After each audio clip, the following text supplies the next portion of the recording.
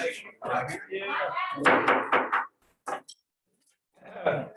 hope we got your attention there. We're going to start the meeting and welcome to today's meeting of the Kentuckiana Regional Planning and Development Agency. You know, I'm not Kevin Beatty.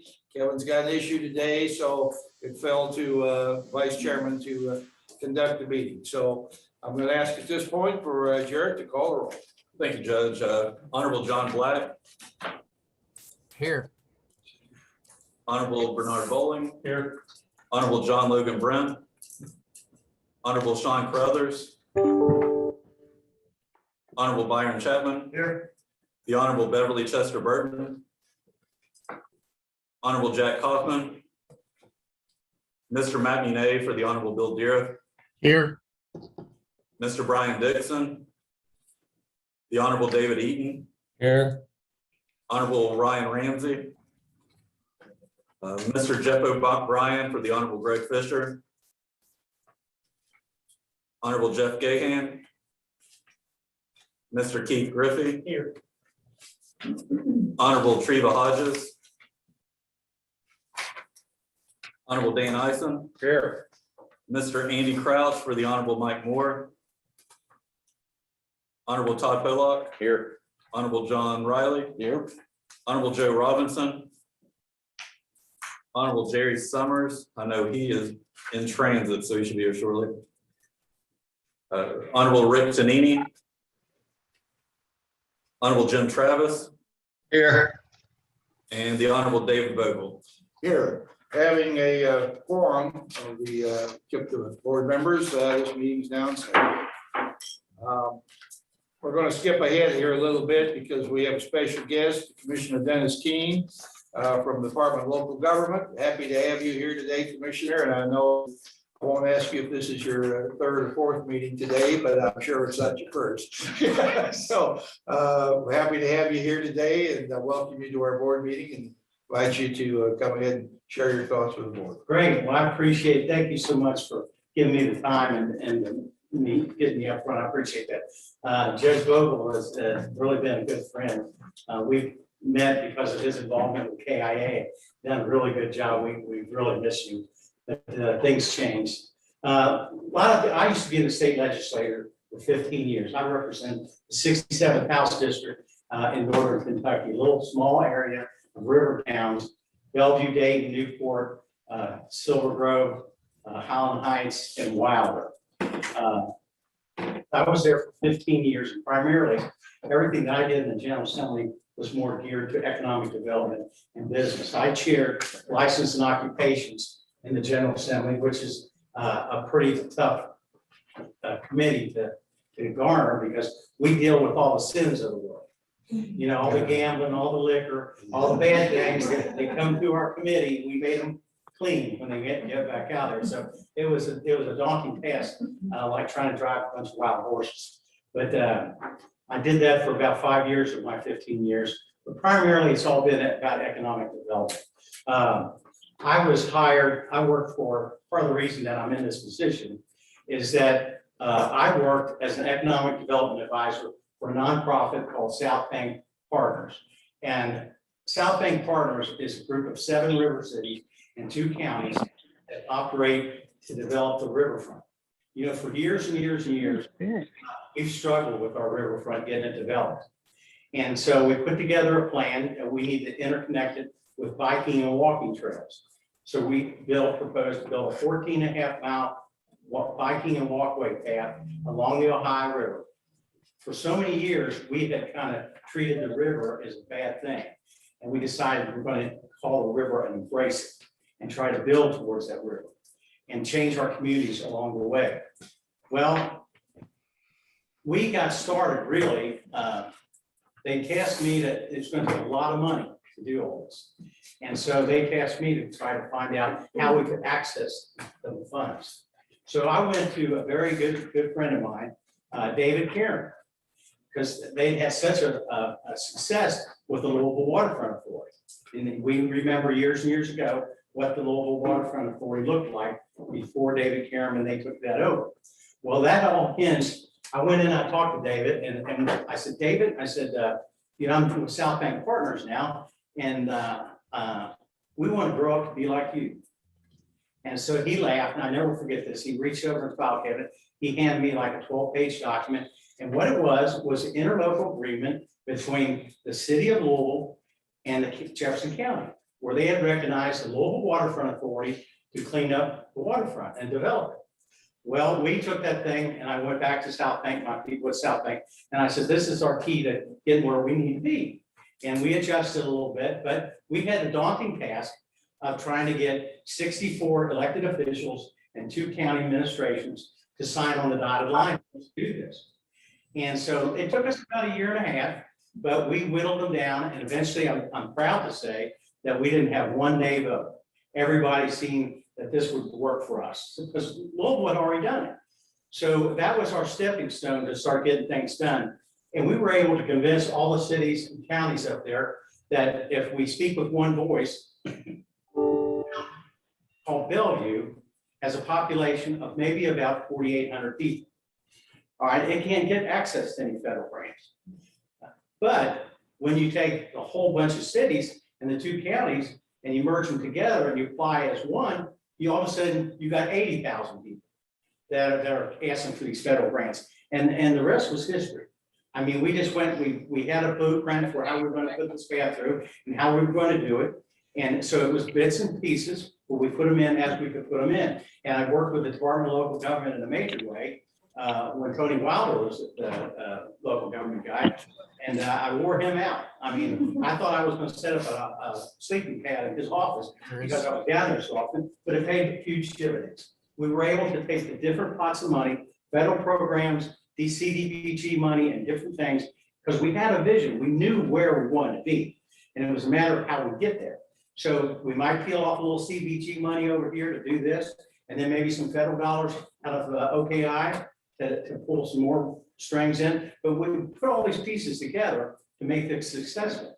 To give you some kind of idea of how successful that we've been up there is we have probably to the tune of close to $500 million with economic development because of these sidewalks and biking trails. But what it did, it got people excited. Businesses just started to come look at us again. And they were saying, these guys have a plan. They have a vision. Now, how do I fit in that plan and vision?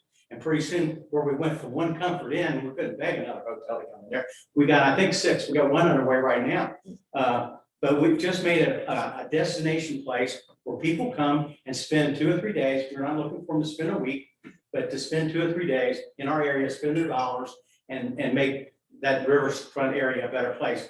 And the other thing that it's done is it's improved our neighborhoods because suddenly it's cool to live downtown. You can walk down to the corner restaurant, and then all of a sudden our restaurants and our bars started up in their game. So by doing this and having the vision of doing it and cooperating for the end goal, and it pays huge dividends. And that's one thing about me being the commissioner of local government. I really look forward to working with groups such as this and looking at the broad picture of things, of where we want to be and how we get there. And maybe every night's not going to be Saturday night for Oldham County, but maybe it is for another county. And in the end, it'll come back to Oldham County. I mean, we have to work as cooperative as we can for the big picture, and we'll reap rewards for that. And we'll get federal dollars for fall, and we'll get more attention. So we've really turned around the Northern Kentucky riverfront by doing that. We also put in we had a vision of a road to go in there to connect up with the Double-A Highway. I don't know if any of you all have been on the Double-A Highway, but the Double-A Highway goes from Ashland to Alexander. Well, we wanted to go right into Newport and connect up with our bridges that go into Cincinnati, so it's one shot. Well, we worked on that in the last Scheer administration, and we changed the whole riverfront. We opened up vacant land that had no access to it. Now in Newport, we have approximately 75 acres of the developable land on the riverfront looking dead at Cincinnati. And so we've just got, now instead of us begging people to come, they're coming on their own. They're looking us up because we're sending out a positive message of cooperation, and the cities buy into it because they realize that, hey, if we all cooperate together, look what happens.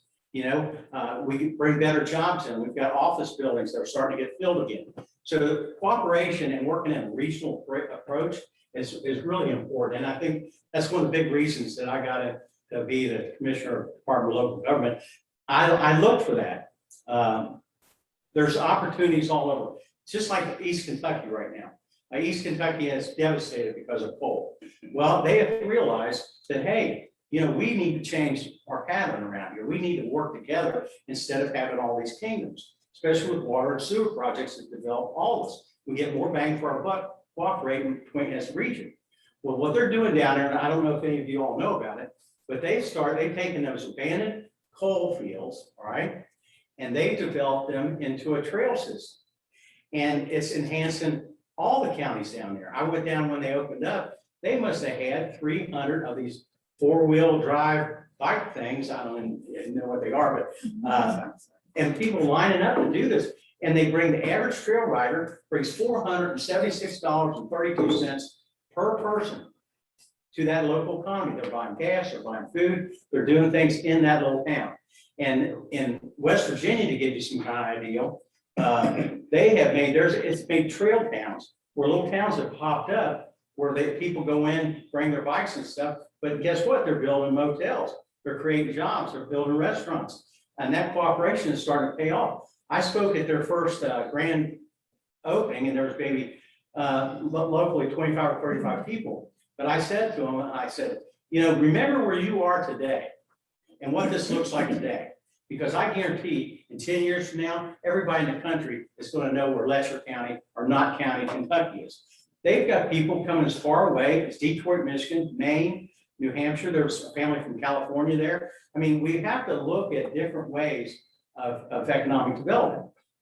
You know, adventure tourism is what it's been referred to.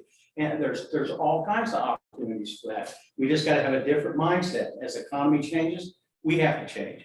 And that's something that I look forward to doing being the commissioner of local government. I want to look out and see how we can make things happen. You know, I tell my kids all the time, I say, it's the easy answer for everything is no. That's the easy answer. The harder answer is yes. And that's what I try to bring to the table. I try to figure out how we can make things come together and how we can spend the money where we can get more bang for our buck. And I've had the great pleasure to work with some great people. You know, for 14 months, I've been like a caged animal because I want to get out and see you all. You know, I want to hear what your problems are. You know, I want to see how we can solve them. And it's hard to do that, as the judge knows, Zoom call. You know, you got to personally meet people and get a feel for what they're all about. And that's what I really get excited about. And economic development is something that's in my blood. I want to make sure that Kentucky becomes the very best it possibly can be. The governor gave us pretty well wide range to make things happen. I've never ever done something to the governor. It's never no. It's let's make it work. Let's figure it out. And I'm traveling all over the state now. I'm seeing opportunities that never work. We were in Meade County yesterday. I don't know if a lot of you know about Meade County, but Meade County is agricultural county. It has about 80% of its revenue comes from agriculture.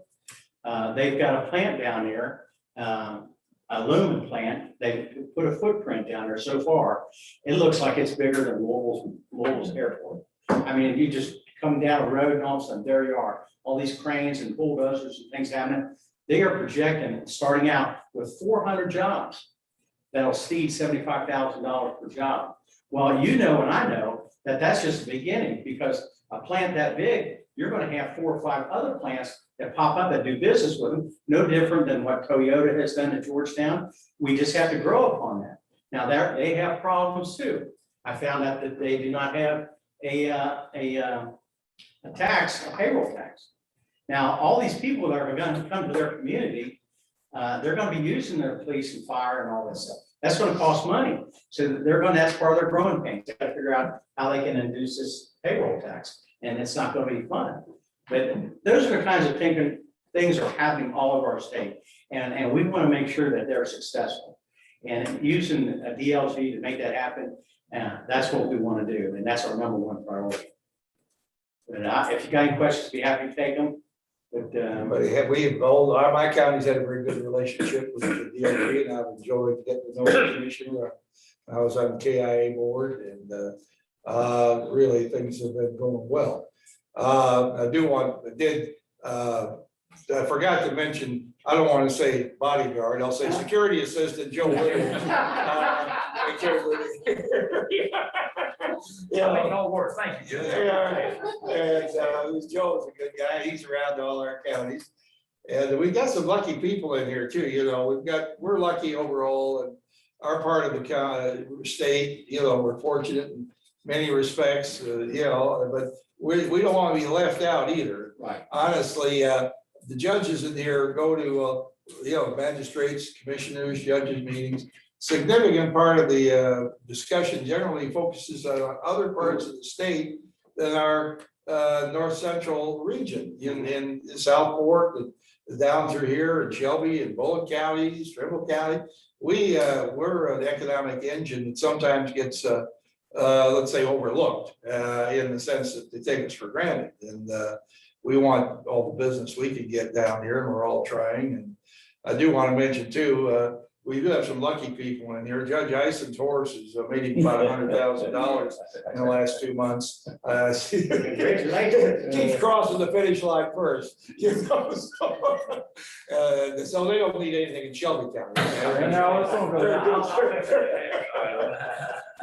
Good shape there. You know, the point, normally we have more people that speak, but we've got some on remote here.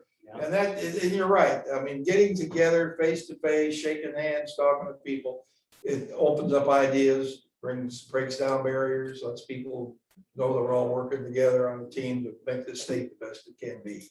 And we're heading in that, we're certainly heading in that direction to get rid of this COVID thing. This is, you know, we've had a lot of Zoom meetings here and Zoom meetings everywhere in Frankfurt. So what we can do, I appreciate what you guys are doing over there. And I know you got a lot of ARPA money or whatever you're going to try to be distributing within the rules. All haven't come out yet though, have they? I mean, we're always, we're all halfway afraid of the fine print. You know, we've dealt with FEMA in Oldham County, and you know, we know we had when a lot of trees blew down a number of years ago. We had I'm not sure if it was 3 or 4 final audits. Guy comes in, this is your final audit. Later, another guy comes, says, well, this is your final audit. You know, we know it was hard to deal with. So we're hoping that they're really, you know, really will give us some flexibility and doing the right things for our county without having to, you know, account for every board foot of something that was picked up and carried and just done something with. So. But, you know, the governor, I can't emphasize enough how the governor wants to make an impact, not only up here, but all over the state, and in fact, make Kentucky a better place to call home and to do business. We're already seeing companies look at Kentucky harder than they've ever looked at us. And part of it is the pandemic and the way it was dealt with. I think the governor has done a very good job. He's took a lot of stuff on the chin, but he wears his heart on his sleeve. He really means what he's saying.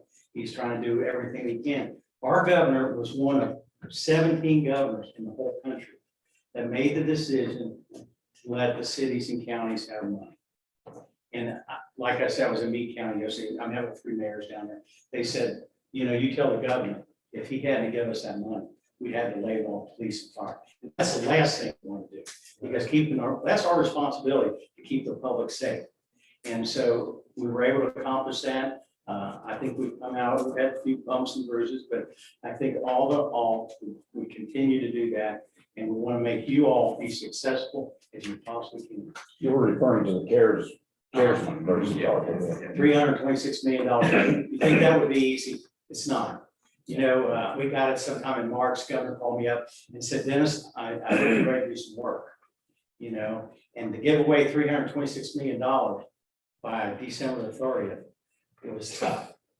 I mean, it really was. At first, it was hard to get out because a lot of people necessarily didn't trust it. They didn't know what the strings were attached to it. It was a long time getting that done, but we were able to get it done, and we were successful. We have this new bunch of money that's coming. We haven't got all the rules and regulations of it, but we've got very smart people working on it, smarter than me.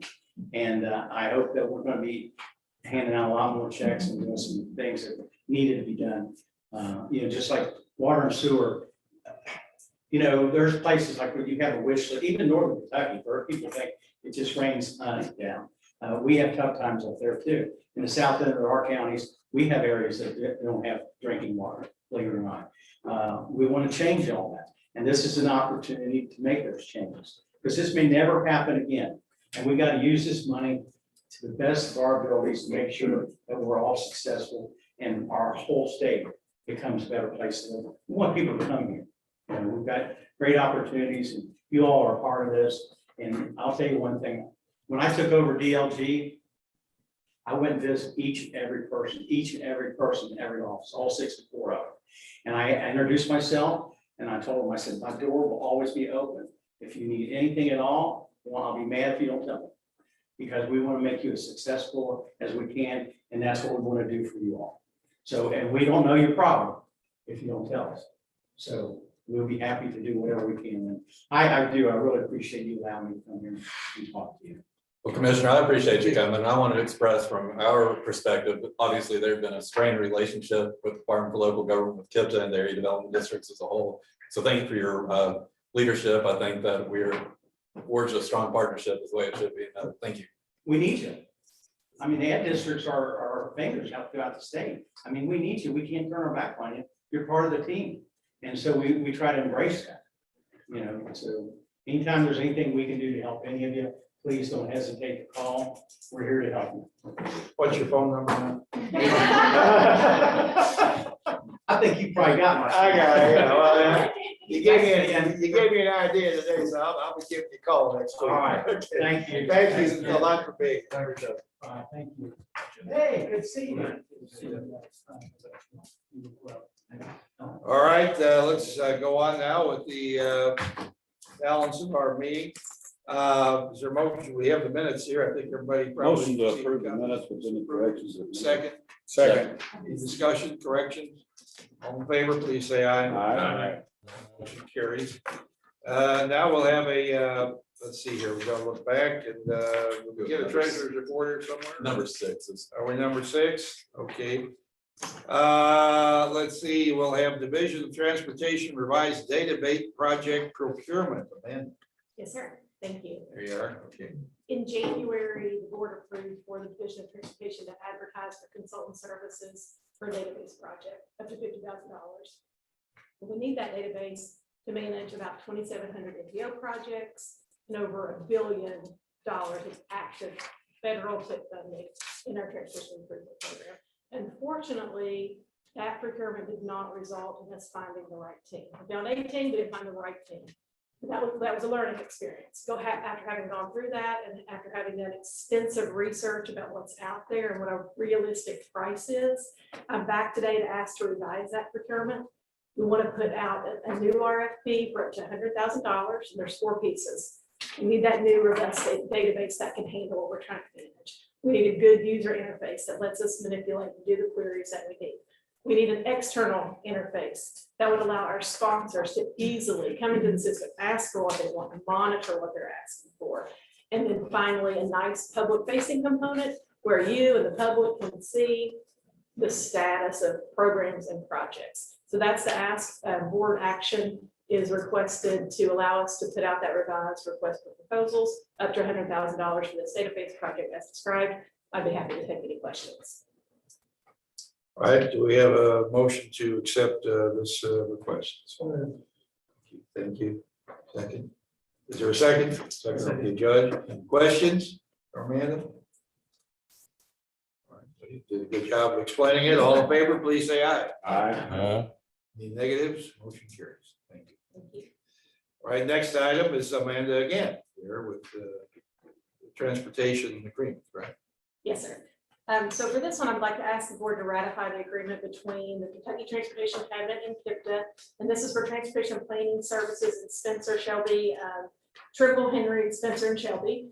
KYTC will provide $80,754. KIPDA will match $8,973 for total services of $89,727. So with these funds, this is where we're going to do data collection and analysis, public engagement, project identification, supporting those prioritization efforts that KYTC does through the SHIFT process. Again, asking you to ratify that agreement. Happy to take any questions. Motion? Motion. All right, Second. second, all right, discussion? Seeing none, all in favor, please say aye. Aye. Negatives, motion carries. Thank you. All right, very successful there. Next item is number 8, and this is the Transpart Crab Peas contract extension. Stacy. Yes, thank you very much, Judge Bogle. Today, I'm here requesting approval from the KIPDA board in order to extend our contract that we currently have with TripSpark for ride matching and related software services for the period of 1 year. This would extend the contract from basically through August 31st, 2022. And the amount is not to exceed $55,000. We currently utilize this software and related services for van pool matching, rideshare matching, to administer the emergency ride home program. Basically, it allows us to do almost everything that we do over there with a lot of help. So I'd be happy to answer any additional questions. I will say that this is the last year an extension is allowed.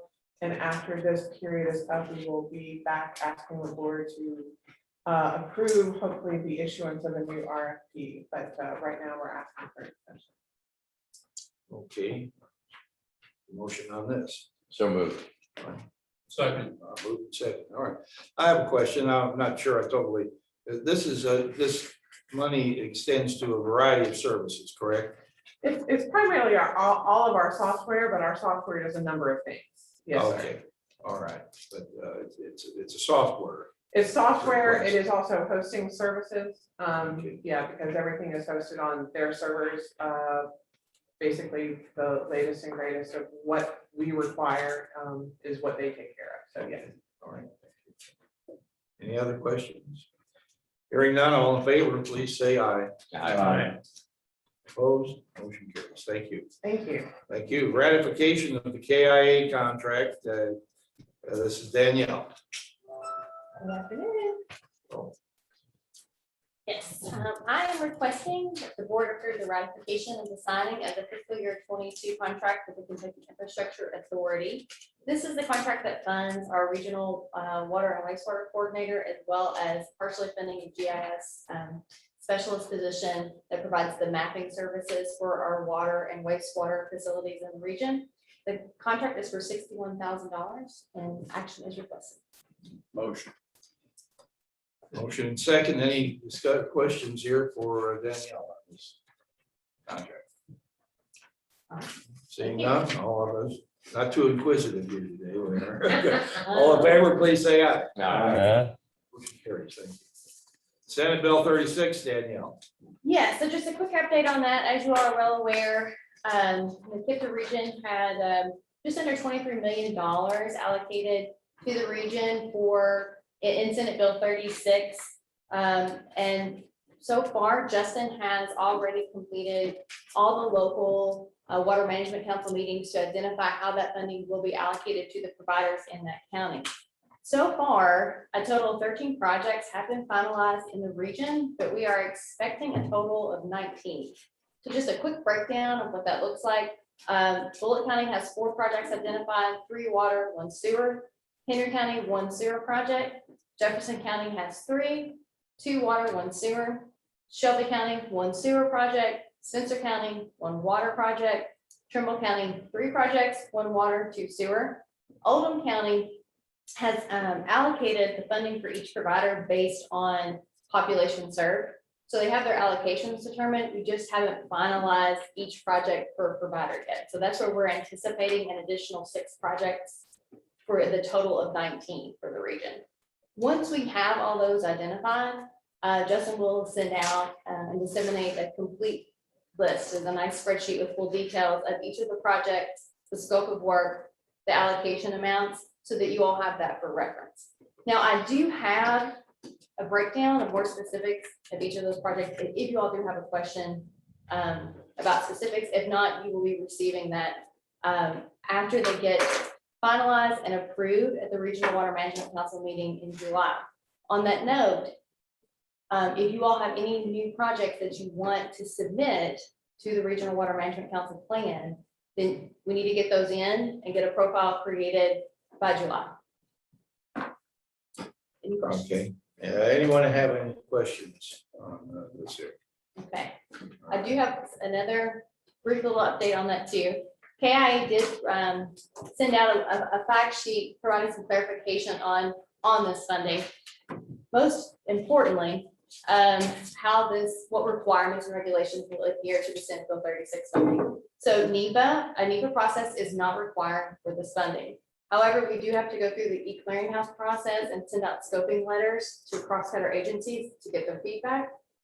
Engineering procurement will follow the KRS 45A model procurement code, so the same thing that's utilized for the SRF program. Davis-Bacon wage requirements do apply, but there is no American and iron and steel requirements.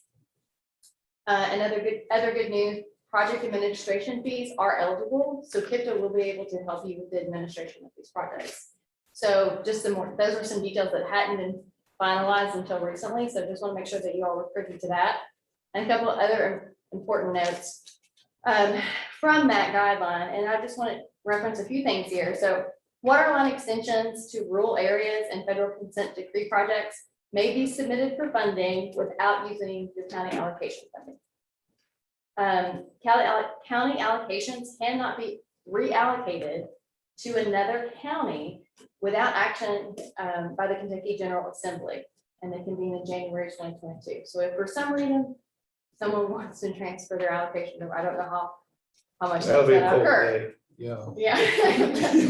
You're not sending it to Trumbull County? No, sir. Oh, man. Keeping it all. Also, any project that is eligible for the Clean Water and Drinking Water State Revolving Loan Fund, or SRF, is also eligible for Senate Bill 36 funding. So you can combine those two funding. And again, just to reiterate that any project seeking Senate Bill 36 funding has to have a project profile in the WRS portal, and it has to be approved at our Regional Water Management Council meeting. So just reiterate that, and that next meeting is in July, on July 13th. And don't we have Justin holding our hand on this? You do, you certainly do. You've taken us through all this. Yeah, and hold both of your hands if you need. Yeah. Daniel, any update on the utility assistance? I asked just this morning for another update. No, we submitted the applications. They've had them for, DLG has had them for about 6 weeks, maybe a little longer. Last time I checked in with Travis Weber, who is the lead on that at DLG, he had no response back. We hadn't completed all the evaluation of the application. I reached out this morning. I hadn't heard back. As soon as I hear something, I will let you know. It's definitely at that time. I was hoping at this juncture we would already have everybody under a grant agreement and funds starting to be disseminated, but I think they got significantly more applications than they were anticipating, on top of having to disseminate ARPA funds and those sorts of things. So I think they're just a little small, but as soon as I hear something, I'll let you know. Thanks. All right, thank you. That's it. Thank you. All right. Next item is number 11, Division of Social Services, Jessica.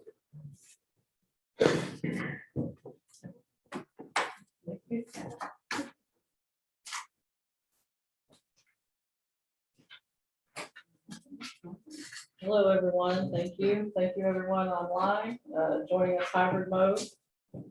So my first item here on the agenda is for our home care provider contracts, the balance of FY21 and FY22.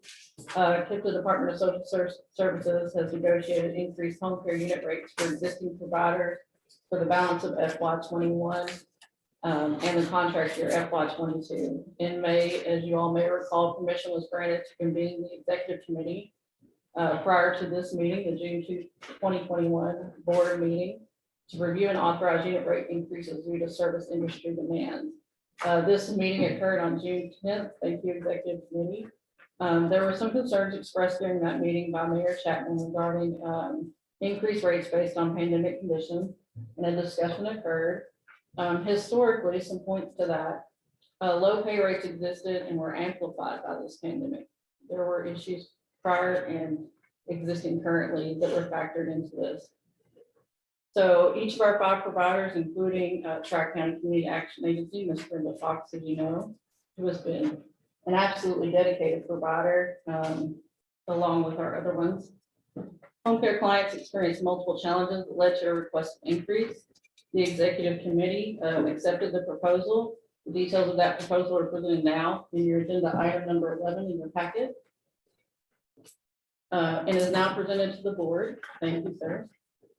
With a request for full ratification with those abstaining that serve on the board of Tri-County. All right, so do we have a motion here to allow an increase to these higher fees?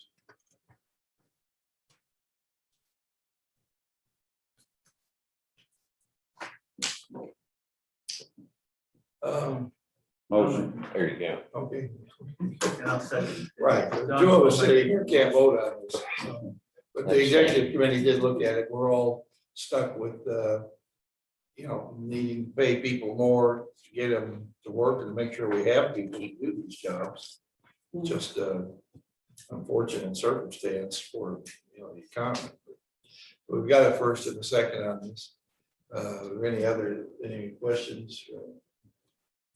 Mayors or Keith or anybody? All right, Abstain. yeah, Todd and I can, we both abstain. All in favor, please say aye. Aye. Thank you. Are we getting any votes? We have some voters up on Zoom there? Or is there- They're all muted, but raising their hands. Did they raise their hands? Okay, I guess we haven't been ignoring you out there. We're just not used to thinking. I'm not used to thinking about it, so. All right, Jessica, you're up again here to discuss the senior center openings. Yes, and thank you for this last action as well.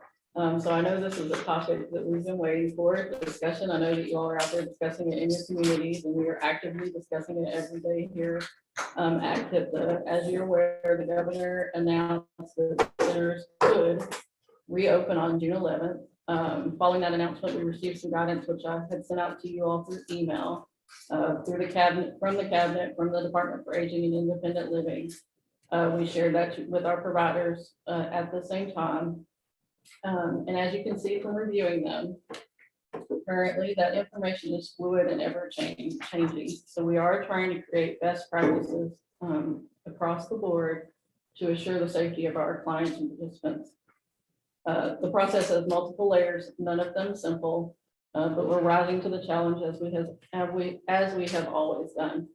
We met with providers as a group, and then we've been meeting with them individually, working on their reopening plans. There are some universal challenges out there that you all are all aware of.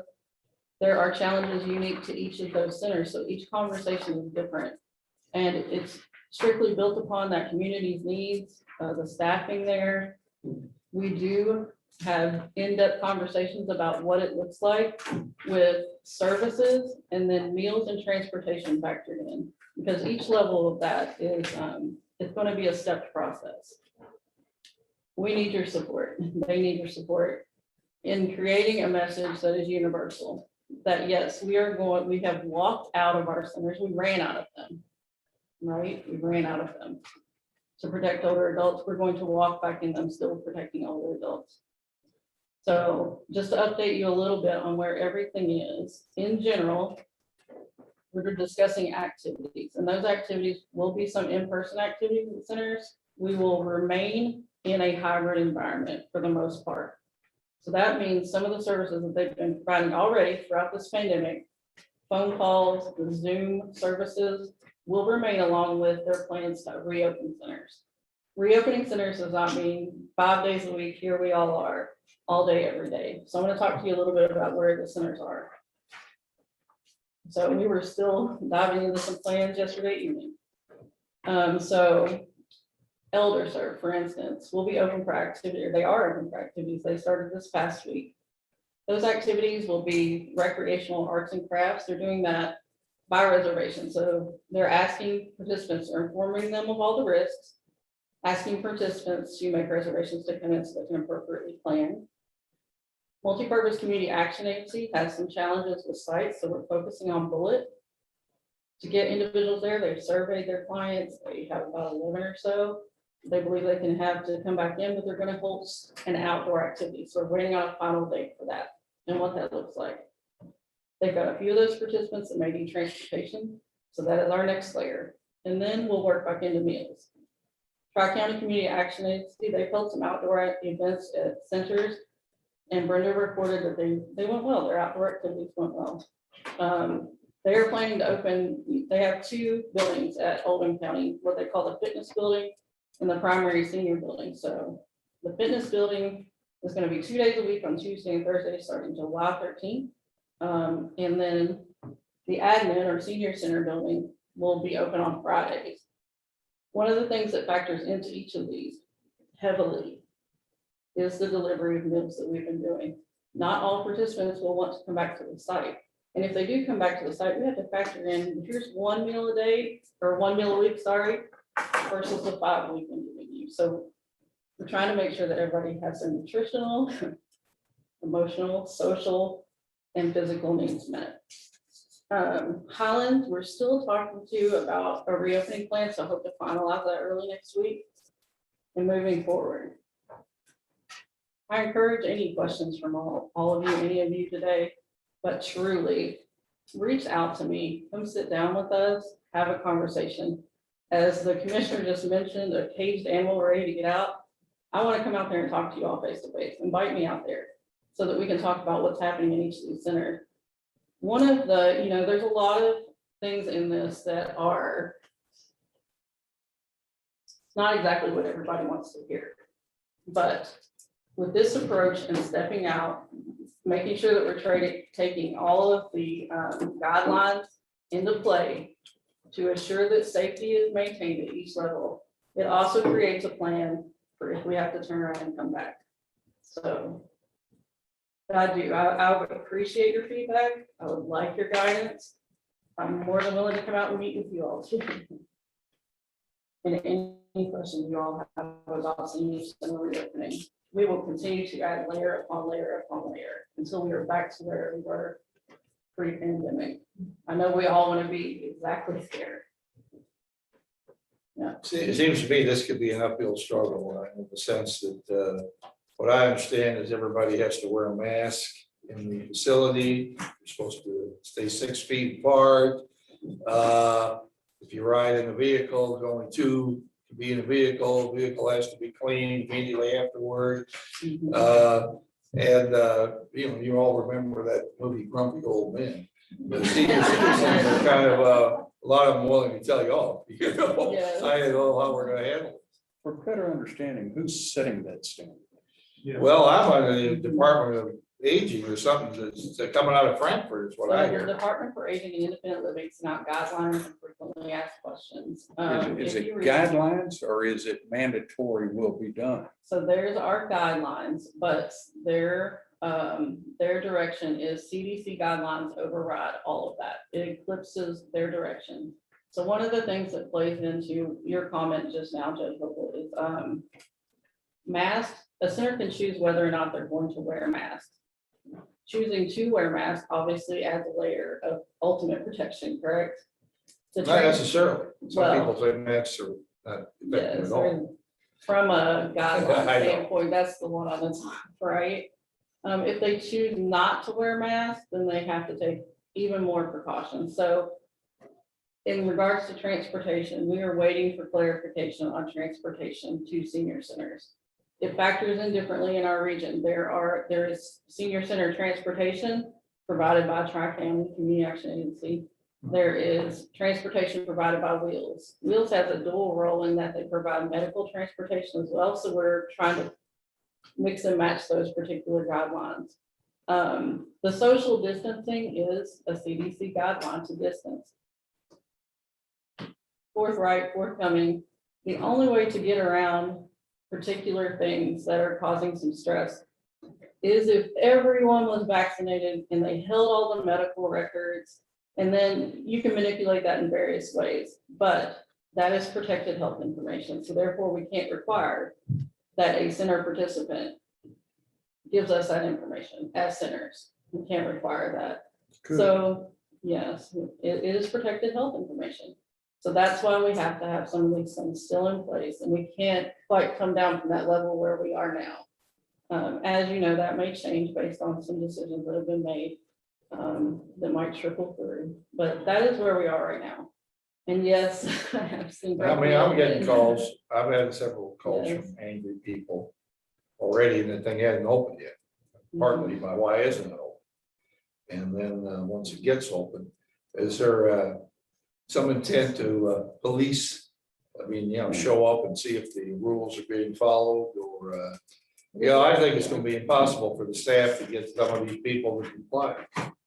There are some, I run into senior citizens, they're just gonna have it their way, no way. Could they all just meet down at the Bats game or Kentucky Yeah, Kingdom or right. something? Yeah, or go to, all the things they could do anywhere else, like going to Kroger with all the Yeah. senior day. But you can't do it. at senior Meet in the center. produce line. I dug deep and long into CDC guidelines, looking for something specific to senior centers, and it just doesn't exist, so. Yes, outdoor activities are under a whole different umbrella. I'm sure if we think about it, yes, we all want to get back into senior centers. Fall might have been a better option for that. It is hot out here. It's hot. But we are encouraging outdoor activities because, a little less. And no, we're not expecting, and there's not inspector us anyways, inspecting. Some of mine are angry because they can't play pickleball. Yeah. I said, there's no measuring tape expected to come out. These are adults, and we respect them. Jessica, where is it with the attestation forms that were being, So we distributed an attestation form they can use that particular one or they can modify it. Some centers have chosen to modify it, but that's up to each individual center as well. So, it's attesting that you've been informed of your risks. COVID-19 still exists, unfortunately, it's still out here. And there's a lot of liability questions that come in, so we're addressing those one by one. And we have encouraged centers that do have legal counsel to talk to their legal counsel. And if they do not have one available, if they do, or if they don't, they're more than welcome to talk to us about it. So, but that's one way that those participants are informed of their rights, risks, and responsibilities in participating in a center. There's also a protocol in case they truly do not follow them. I don't know if that will be the case, because I think, say, how are you doing today? Let me scoot down this a little. Okay, I Okay. fully understand and respect, and we walk outside too, and yes. Yeah. Anybody else, want like to discuss any aspect of this with Jessica? She certainly said she's going to come out and talk with anybody. Yeah, I'd like to invite her out to Full County in his car. Yes, sir, I'm gonna pick that up on my way back through, and I would love to come Please, talk to you, yes. I will walk right We down there. love our and senior center, and we want it to Mhm. fully function. get it. I mean, it's right across the street from it. Yes, I had a great conversation with Tim earlier this week. We do too, but we want things back under normal circumstances. And the moment that any of that changes to allow more freedom, let's say, they will receive that information from us. Yes. Jessica and her team are keeping constant communication with providers, so everything as we learn them gets distributed. And I really want to compliment Jessica and her staff, because it's really difficult to try to navigate these guidelines which are being distributed, because it's a lot of it's conflicting information, so it's a lot to try to balance. Right, thank you, Jessica. Thank you, ladies, gentlemen, everyone on Zoom otherwise. Number 13 here on the agenda, June personnel report, Kelly. Is it 13 a month? What does that mean? Okay, good afternoon on this hot day. Too bad it's not like Monday and Tuesday, Wednesday, 4th. We've had in the month of June, we hired 2 new employees. Well, actually, no, I take that back. We hired a bunch of employees in June. Get my glasses on.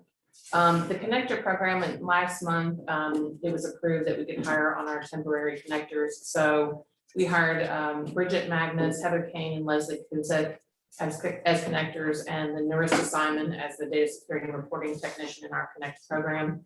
That's in the Division of Social Services. They've been working in their temp positions, for a couple of years now, and we're able to finally bring them on as permanent staff, and that was effective May 28th of this year. Amanda Davis has been hired as a national caregiver coordinator in our Division of Social Services. That was effective last Monday, June 14th. She has a bachelor's degree in social work from Murray State and comes to KIPDA from actually one of our other ads, Bluegrass Area Development District, where she worked as an aging program advisor. We did have one resignation from Michaela Gary.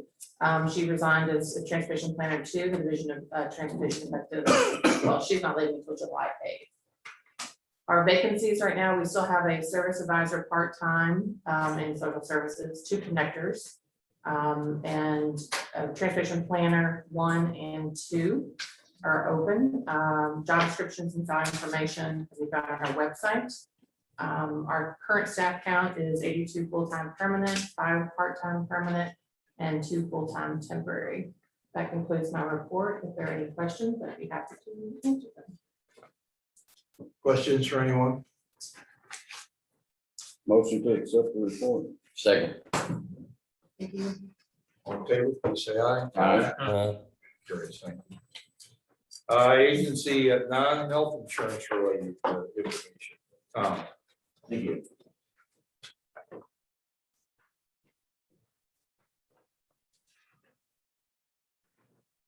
Thank you. Our non-health related insurance at KIPDA is, we've been getting that through KECO, and we would propose that we would continue with KECO. There are 3 categories.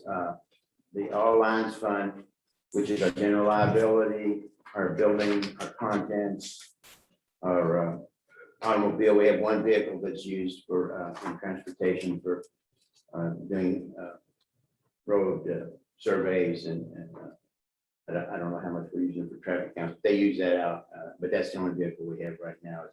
It's a 2010 Explorer, so. But that's covered, and we have errors on omission. And the premium for the All Lines Fund is $26,208 for FY22, and that's compared to $25,791 last year. So it's just under 2% increase. So we thought that was pretty good. The workers' comp is the premium for FY22 is $15,027, and that's down from $20,372 last year. And unemployment is on a calendar year, and for the current year, it's $12,632, and it's down from $15,978. I'll be glad to answer any questions anyone might have. All right, so we've got positive cash flow here as far as coming reduction in cost. Okay, great. On your workman's comp, did we have some claims that have dropped off? Why the decrease in that? I don't know whether it's overall, whether because of the, I'm assuming perhaps because of the pandemic that people aren't out in the field as much during the last calendar year or fiscal year. And that, I'm assuming that's affected these rates, but I don't know that for fact. Did I understand correctly? KIPDA only has 1 vehicle? Right. My compliments to you. I wish I could figure out how you do that. Well, you don't go through Oldham County this year.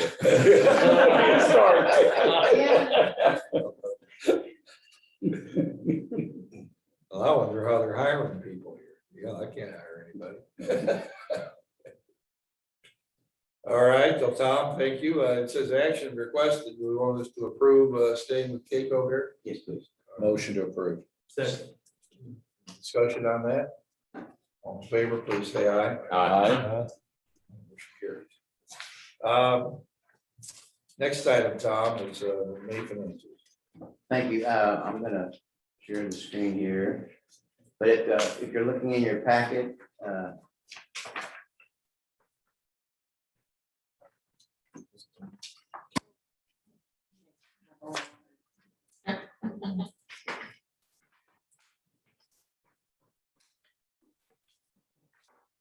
here it goes.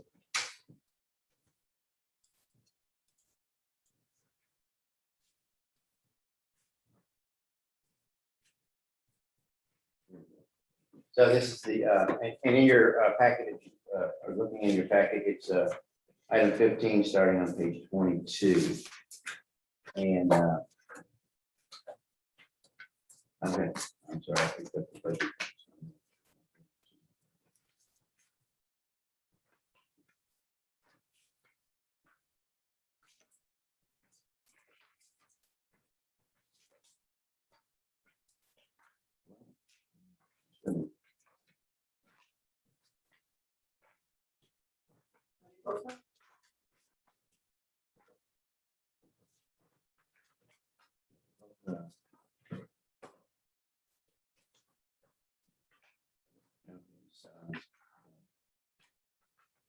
Okay, so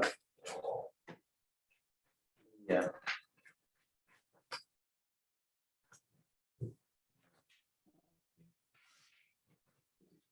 First page I'm gonna get to is the activity group 5 division 5 work element. The staff has been working very diligently to try to maximize utilization of the funds. And we're still working on that. I know that we're trying to make sure we use all the funds that won't carry forward as best we can. And social services work very closely with the Department of Aging and Independent Living. And as has been discussed, we've had problems utilizing all of our home care funds because of the problems that have been previously discussed. And it's been worked out with the Department of Aging and Independent Living that we can use our unspent funds in home care to pay for meals that would ordinarily be paid with federal funds. Federal funds can carry over into next year. So we're utilizing our, as best we can, our state funds in social services and allowing us to be able to carry over and do more meals next year because we can carry over our federal funds in those programs. So I know each division is looking to maximize utilize the funds. As we look at this schedule here, we're not expecting any problems with overspending for sure. Trying to leave as much, as little on the table as so anything that's left over will carry forward. The next part of the report is agency-wide line item revenues and expenses. And this shows that we're in good shape overall here. Any problems? Final part of the report is the balance sheet, which shows that we're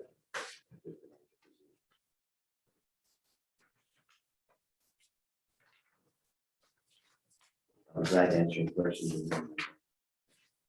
One of these down here, what's that number 45,903? It looks like, we didn't do that at all. Sorry, we didn't spend really. We got 97% of the budget left. So look, that's on page 29, 23 down there toward the bottom. Chip or whatever that is. That is, and we're going to see in an upcoming budget that we've got a big surplus budgeted there. The state gave us these additional funds to carry out the program, and because of CARES, the program didn't get started. And so we didn't utilize staff on that because it wasn't something we could possibly do.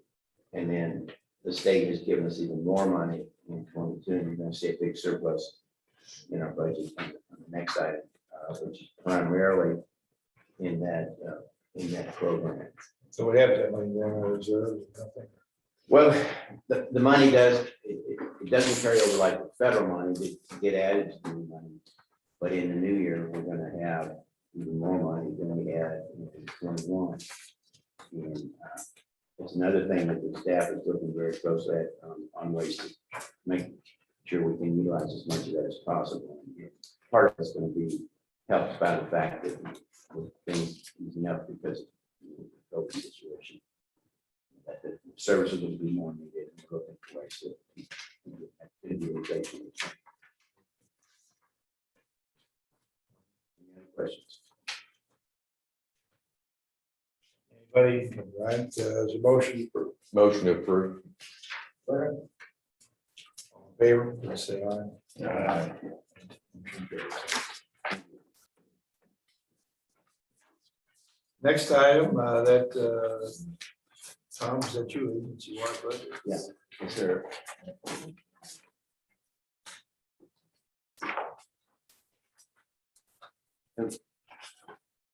Okay, so the first page here reflects the proposed budget based on the best information we have today. We're still waiting to get our revenue figures from the Department of Aging and Independent Living. We've been told we'll get them by the end of June, which is a big help to get the year started. We have to have a budget submitted to the DLG by the middle of July, so before the board meets again, we need to have a budget in place now. So, our other funding is pretty firmed up in the other departments. And social services has used their best estimate of what the revenues are. We don't know for sure, but we don't anticipate any significant variances from what's being used here. But the good thing is, if you look at the bottom of this, we're in good shape. And again, at the very bottom, you see projected balances. We're showing $396,000 balance in the CED program. Many of these funds are related to projects that are getting started during 2022, and those will carry over. And so that doesn't surprise us as much. Again, the social services surplus of $1,035,000. Of that amount, over $1 million, $1 million and almost $20,000 of that is related to that IPA program. We got more money than we had before, and we're working, and we anticipate we'll come back in July. Hopefully, we'll get the revenue figures from Dale so that we can come in with a firm budget. July, and we'll have an idea of how we can better utilize those funds. Now, we may not have it all allocated at that point, but we don't think we're going to have $1 million. The biggest part of the surplus there is the idea. So the next page of the report shows what our latest budget approved by the board for 21 was, and then the next page is change from that. Between that budget and this budget. And then we show the revisional budgets that are broken down by activity. You have some expenses there, and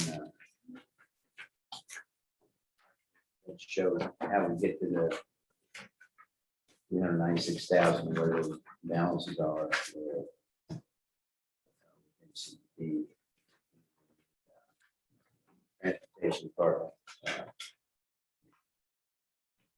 that shows maybe a dollar left over.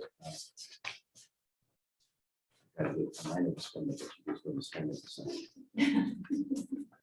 And then we have several pages for social services. It's broken down by funding source and activity. We've got administrative services, additional house services, some special grants, special services. We've got our PBS program, and we've got the IPA program. And again, show the big surplus there. And as we develop additional ways to utilize those funds, we're hoping probably all of those additional ways will be areas where we can help reduce the amount of general fund we have to put in there, because we can apply 15% of the non-personnel related costs against our indirect costs, which we've had some indicated it's going to be a shortfall there. And we spend budget and spend more of those non-personnel related costs.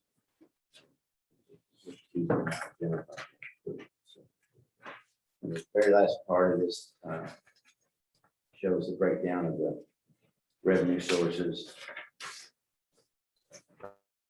Division about funding source. We changed the last one.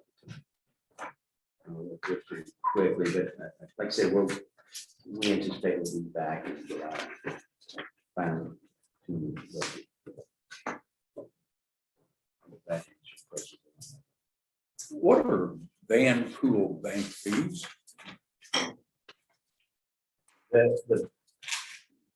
We have an online payment of the van pool fees. Van pool fees are used for the match.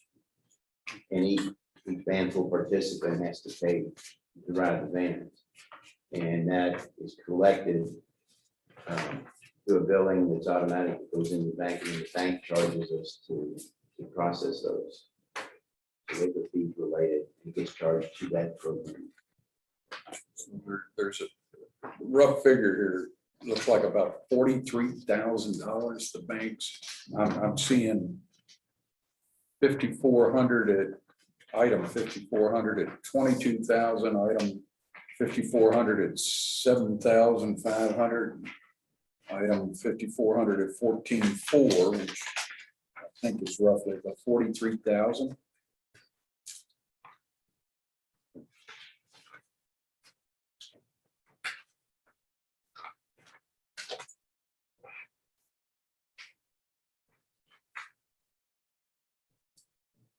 Yeah, I'm sorry, which line item is that? 5,400. I'm sorry, 55,400.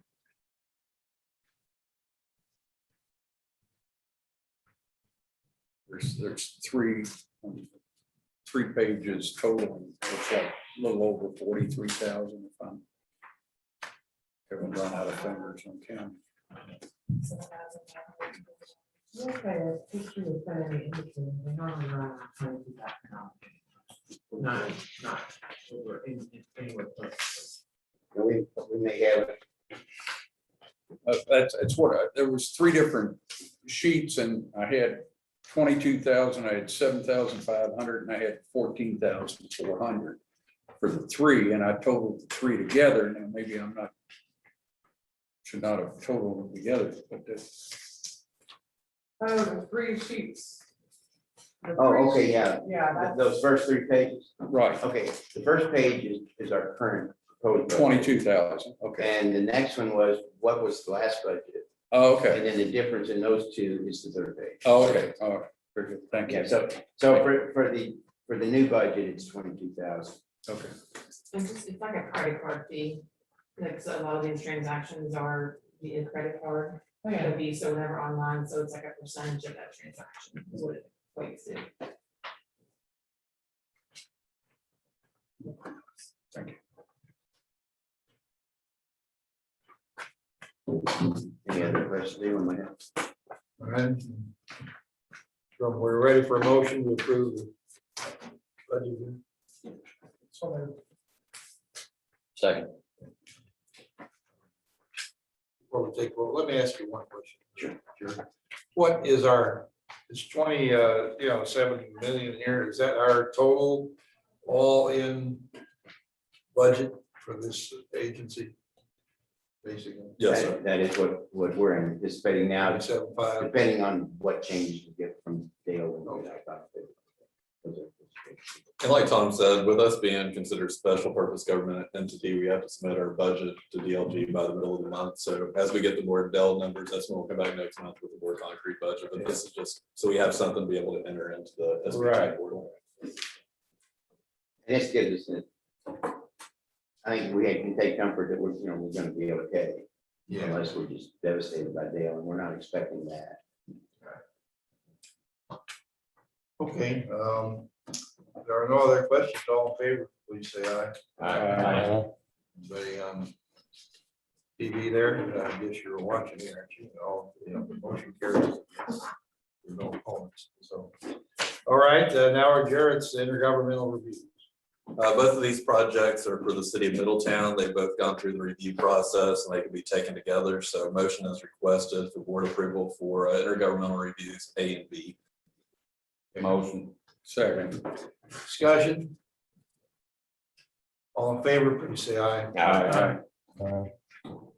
Opposed, motion carries. Thank you. All right, executive director report. For executive director's report, first, we do have a guest that's in attendance today, Mayor Chapman, if you would like to make the introduction. Yes. Afternoon,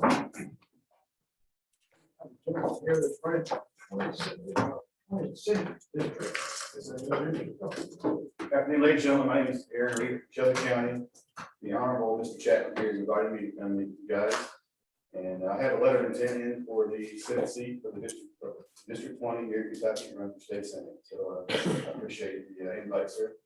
Glad to meet everybody here, and hope to meet everybody on the Zoom at some point.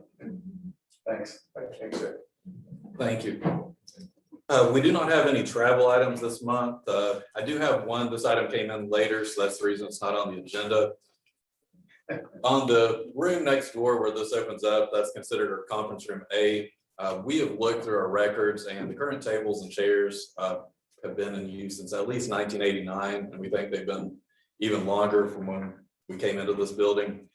So we have spoke with our funding agency, with JFA, through the Department of Local Government, and this is a justifiable expense because KIPDA does use these rooms for hosting trainings, and we have an obvious justification that they're in need for replacement. Kelly met with our supplier on Monday, and we are expected to get a estimate back this coming Monday. And we had to get these invoices in by the end of the fiscal year in order to invoice. So this will be under within our procurement policy where we do not have to put it out to bid. So Kelly, do you have anything else you'd like to add on that? I mean, I do have to get 3 bids, it's under 30,000, but it'll probably be above 5,000, so I will have to get 3 bids, but yeah, as soon as I get those. What kind of furniture is this? It is It's like, okay, so I don't know if you've seen the tables, like in like in that conference room next door, but they're like the old cafeteria tables, they have like the metal, and they've got wood, yeah, we've had them since the 80s, I think. They're very heavy to move, we have lots of trains and stuff here, so we're looking more for the and stuff, and they're smaller, so we get more in there. And that also, just not to interrupt, but also that has the adapters that we can plug in, so people have their devices, phones, Yeah, laptops, phones, tablets. laptops and stuff like that, to be able to plug in as well. So just, Well, I don't think this probably wouldn't fit that, but I bought some stuff over at State Surplus. I don't know if you ever gone over there. There's some better stuff in there than you think. Yeah, they fixed it up pretty nice. And Can you buy out of surplus?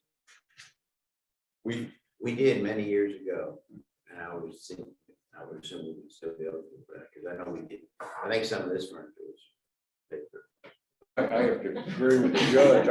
I just bought quite a few items over there, and the furniture is like new.